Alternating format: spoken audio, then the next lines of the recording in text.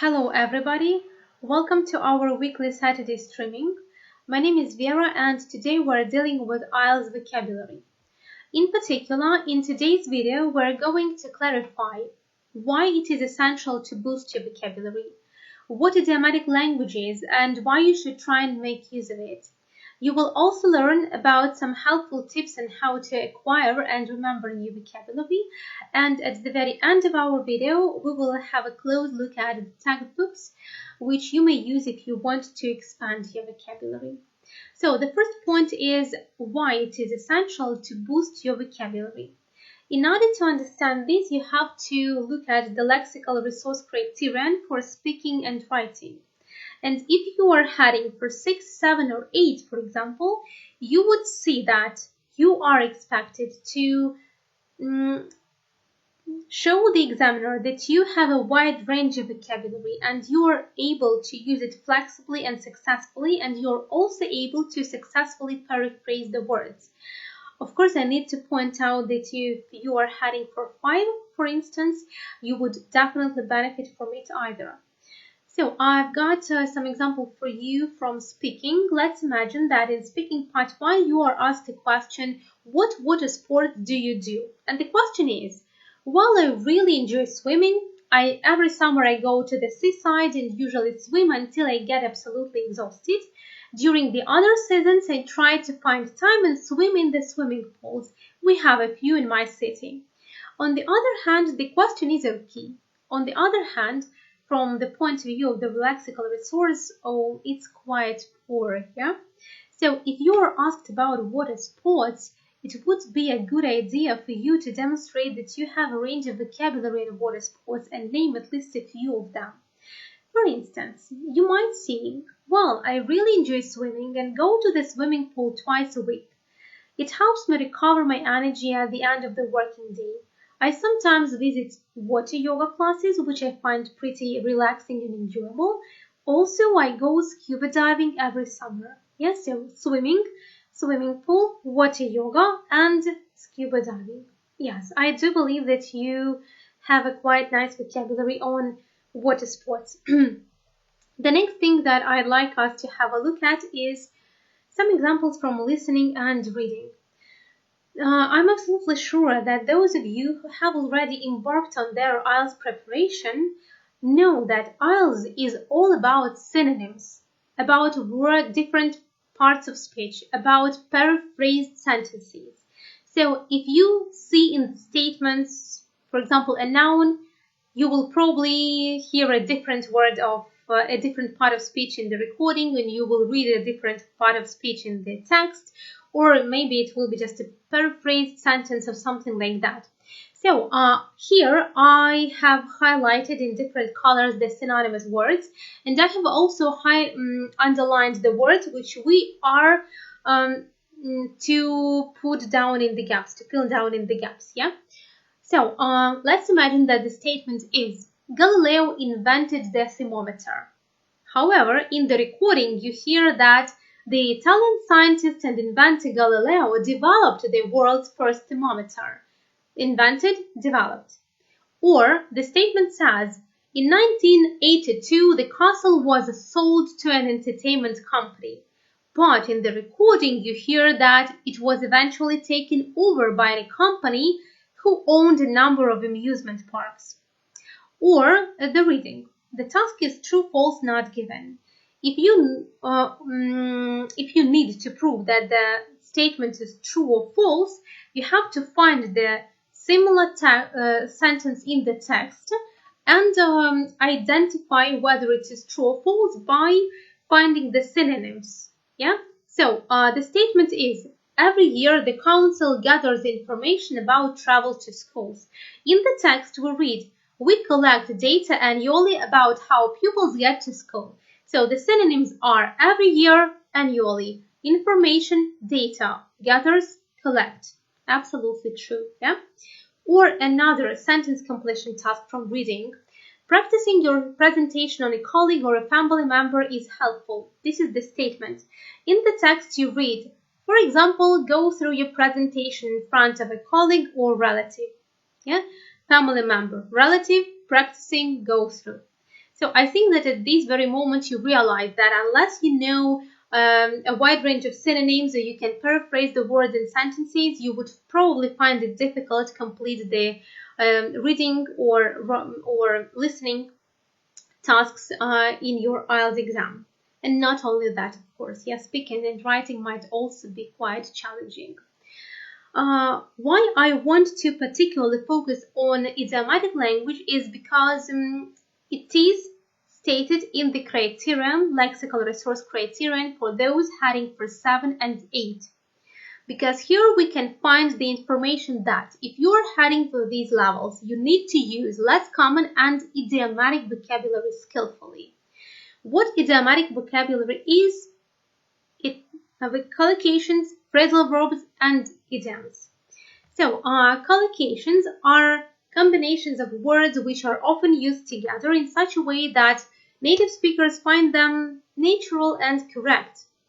However, they might not be expected from the meaning. And here you can see the list of collocations like set a goal, get on the bus, make a mistake, take a photo, brown bread, commit a crime, pursue a career, work long hours, conduct an experiment, or gain experience.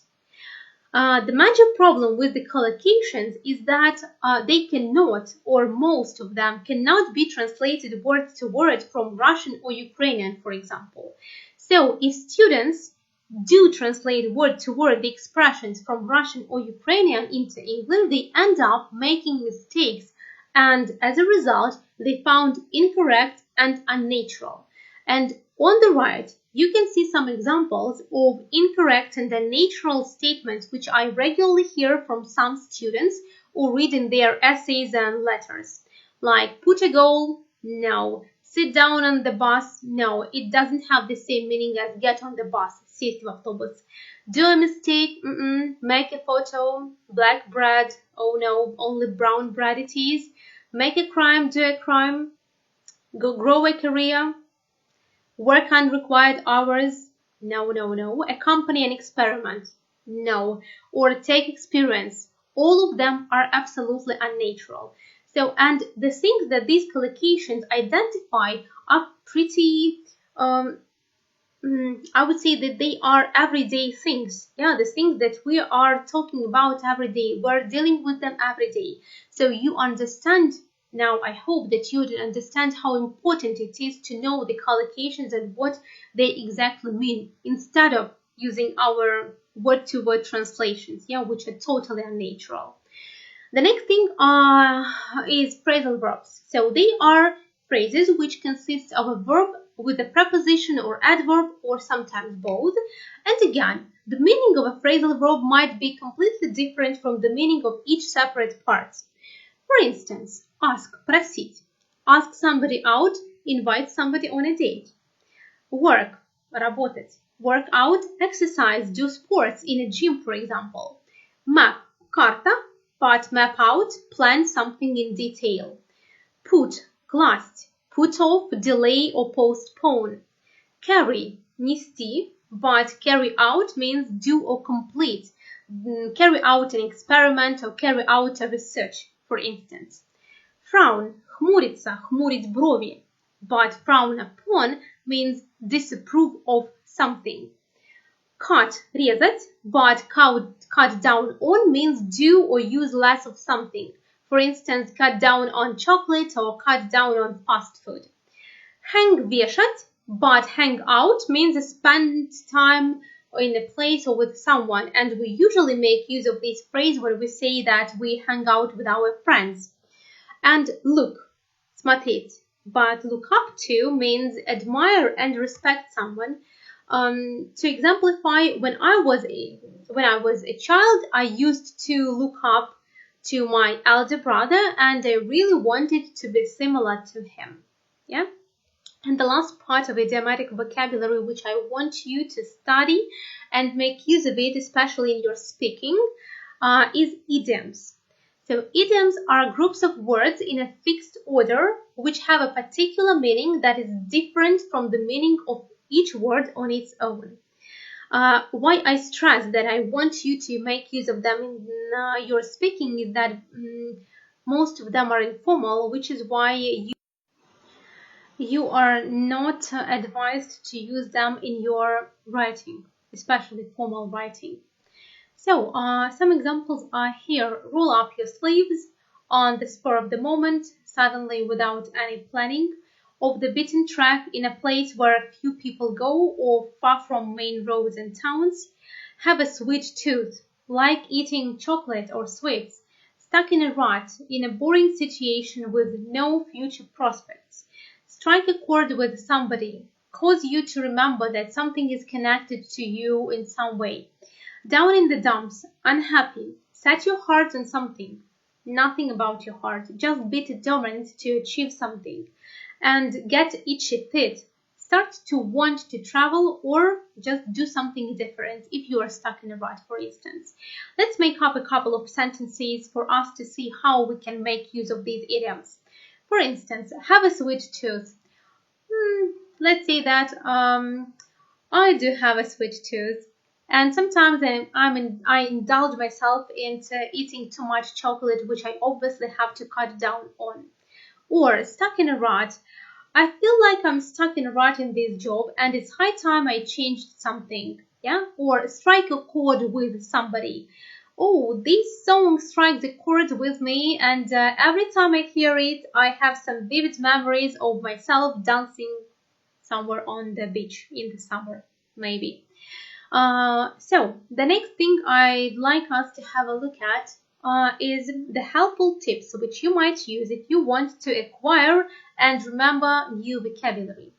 The first thing I want you to do is to keep an organized vocabulary notebook where you would group words by theme, like 2 pages per technology, 2 pages per environment, and 2 pages allocated for your family and friends topic, and so on. So why I want you to have 2 pages, not 1, because I don't want you to just write the word and the translation or the word and the definition of it. Yeah, I believe that it's really little use in writing the translation or the definition of the word, because most importantly is how to use it, what context this word or what phrase can be applied into. Which is why it is better for you to write down and remember the words in chunks or collocations. You may also write down the whole sentence or the sentences where you come across the words, because in this way you will know what kind of context you can use this word or phrase in. The next thing, which is closely connected to what I have already mentioned, is learn from real life situations. If you watch some videos, TV shows, films, if you will listen to some audiobooks or podcasts, if you read the books or articles or the news, you are likely to come across a lot of new vocabulary, and what is really essential, this vocabulary is in the context which it can be applied in. So please write down the whole sentences where you see the new vocabulary or even the whole phrase maybe. Then, how to make use of it? I would suggest that you can make up the sentences of your own. And my suggestion is that you make up the sentences where you reflect the situation which you associate the particular word with. So, for instance, you have to remember the phrase an inseparable part of. Make up 5 or 10 sentences about what is an inseparable part of your life. For example, mobile phones or a mobile phone is an inseparable part of my life. Music is an inseparable part of my life. Meeting my friends is an inseparable part of my life. So by making such sentences and writing such sentences where you associate the word or phrase with the particular situation which you come across regularly in your life, the next time when you are asked about this situation, about this topic, it is very likely that the phrase or the word will pop up in your mind. Yeah. By the way, you can also write short stories. For instance, you pick up 10 words from technology vocabulary and make up a story with them. The next thing and the next piece of advice is use it or lose it. The thing is, no matter how many words and how you study and how successful you are at it, The truth is that if you do not revise, if you do not use the words in your writing or speaking, you would probably end up forgetting most of them, which is why you should try and use them. I do understand that most of you do not have a partner to speak to, which makes it only more difficult to practice the vocabulary, but you can write the sentences, you can write short stories, you can also type in your Google or Yandex search engine some speaking part 1 or speaking part 3 topics and start answering them. So you have a page in your notebook with technology vocabulary, and you start answering the technology questions, forcing yourself to make use of these vocabulary. Or the questions are about family and friends, and you have 2 pages or 1 page of family and friends vocabulary in your notebook, and you make yourself use these vocabulary. The more often you use the vocabulary and phrases, the better you remember them. So practice makes perfect. This is the only motto I can share with you here. And obviously, you need to make use of flashcards. It's one of the best advice, and I would think that it truly works for the majority of students. They can be paper cards when you have just a small piece of paper where you write the word, and on the next page or on the next side of it you write the translation or the definition of the word. And so you just play with the cards and try to check how many of the words and what phrases you do remember.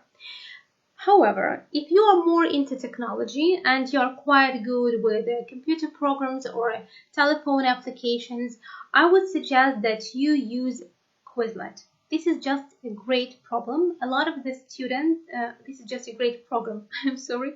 So lots of the students who I teach and me personally, we have tried this program ourselves. It is absolutely free of charge. So there are 2 benefits of the program. The first is that there are ready-made vocabulary lists on any topics you really want to practice. The second benefit is that you may practice your own words. For instance, you have a list of 10 words which are new for you. You've put them down into your notebook. Then you type them into the Quizlet and start practicing. I think that you will benefit from it definitely, because lots of students who have already tried it say that they do benefit from it. And the last piece of advice I have for you is that you should revise the words regularly.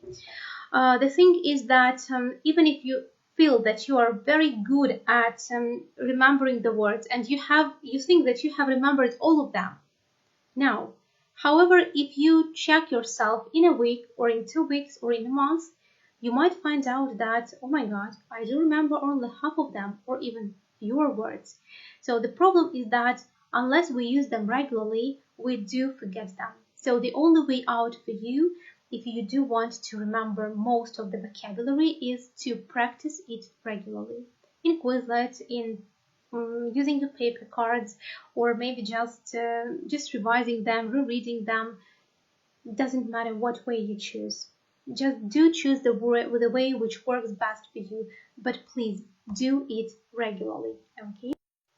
And the last thing that I want to draw your attention to is the textbooks, which you may use if you want to expand your vocabulary. The first is In Use series. They are idioms in use, vocabulary in use, phrasal verbs in use, and collocations in use. I have already pointed out why it is so important to pay attention to your idiomatic language as well as vocabulary in general. And what's more, these textbooks, they have 2 primary benefits. The first benefit is that all the textbooks are divided according to the topics like success, relationships, sports, music, and so on. And the second benefit is that they are divided according to the level, like intermediate, pre-intermediate, advanced, and so on. In the middle of my slide and on the right of it, you can see vocabulary for IELTS. Definitely these books are one of the best, probably, because not only do you get acquainted with particular vocabulary on the topic as well, you also practice this vocabulary doing the exercises which are absolutely similar to the tasks you have in IELTS, like sentence completion, note completion, form completion, true, false, not given, and so on. Furthermore, at the end of each unit, you have test practice, which is one of 4 activities: listening test practice, reading test practice, writing test practice, or speaking test practice, based on one particular topic, which means one particular vocabulary topic. So I believe that these are maybe not all of the vocabularies, but definitely the ones which are the most valuable and the most beneficial if you are struggling to get prepared for IELTS. And last but not least, I would like to tell you that I wish you to succeed in your IELTS preparation. And in case you need any help, we're looking forward to seeing you in our lessons. Pirot Global School is waiting for you. Thank you for your attention and see you in the lessons. Goodbye.